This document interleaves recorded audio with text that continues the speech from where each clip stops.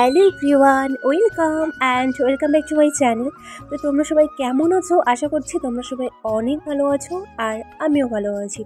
তো সবাইকে good morning. ওই যে আমার গুড মর্নিং 9টার থেকেই আমার গুড মর্নিংটা। আমি তোমাদের এর আগের ব্লগে শেয়ার করেছি যে আমার ব্লগ 9টা-10টা থেকে শুরু হয়, আর তখনই আমার গুড মর্নিংটা হয়।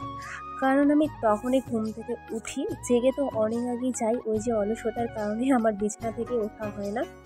তো 9টা-10টার দিকে আমি উঠি, তো তখন ব্লগটা শুরু করতে হয়। কোনো দিনও আমি আগে শ্যুট করতে পারি না, এত চেষ্টা করি। তারপর আজকে আবার বৃষ্টি হয়েছে।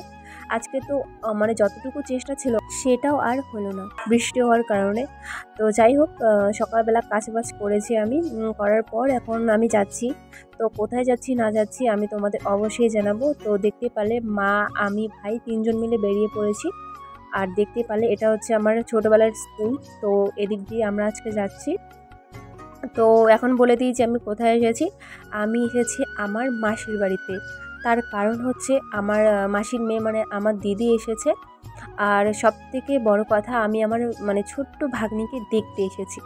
অনেক দিন হলো আমি আমার ভাগ্নিকে দেখিনি, তো ভাবছি যে আজকে মানে ভাগ্নিকে দেখে আসি, যেহেতু দিদি আমার মাসির বাড়িতে এসেছে। তো দেখতেই পাচ্ছ দিদি এখানে রান্না করছে, আর আমরা কালকে কাঁঠাল সবজি রান্না করেছি, আর আজকে দিদিরা রান্না করছে। আর দিদিদের ঘরে তো আমার ভাগ্নির যত সব জামা কাপড় থেকে শুরু করে মেডিসিন থেকে শুরু করে সব কিছু ছড়িয়ে ছিটিয়ে রয়েছে। এই যে দেখো আমার ভাগ্নি, আমরা এসেছি 1-1.5 ঘন্টা হয়েছে, ভাগ্নি তখন থেকে ঘুমিয়েছিল, ফাইনালি ঘুম থেকে উঠে পড়েছে। তো উঠে তো আমাকে দেখছে, যেহেতু অনেক দিন ধরে আমাকে দেখেনি আর সেরকমভাবে আসা হয় না। ফার্স্টে তো আমার কোলে একদমই আসছিল না, তারপরে অনেকটা খেলা করার পর, ভাগ্নির সাথে টাইম কাটানোর পর আমাকে চিনতে পেরেছে। তো তারপর কোলে আসছিল। আর দেখতে দেখতে কত বড় হয়ে গেছে। বড় তো হয়েছে, তার সাথে সাথে দুষ্টুমিটা 1000 গুণ বেড়েছে, প্রচন্ড দুষ্টুমি করে। এই যে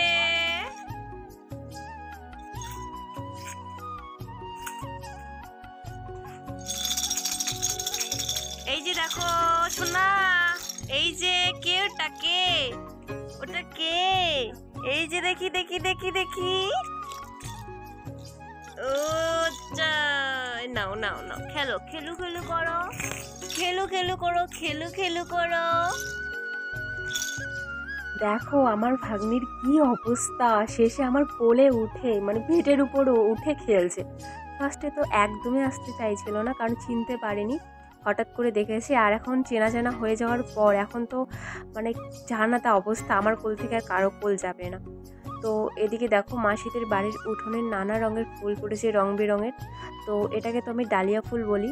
তো তোমরা কি ফুল বলো অবশ্যই জানিও, যেহেতু আমি ফুলের নাম জানি না।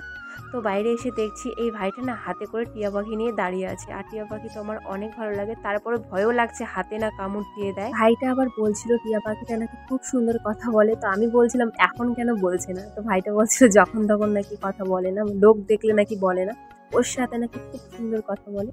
তো যাই হোক, এখন তো বাড়ি যাওয়ার পালা। এই যে ভাগ্নিকে টাটা করে বাড়ি যাবো, মনটা খারাপ লাগছে, তবু কী করা যাবে, বাড়িতে যেতে হবে।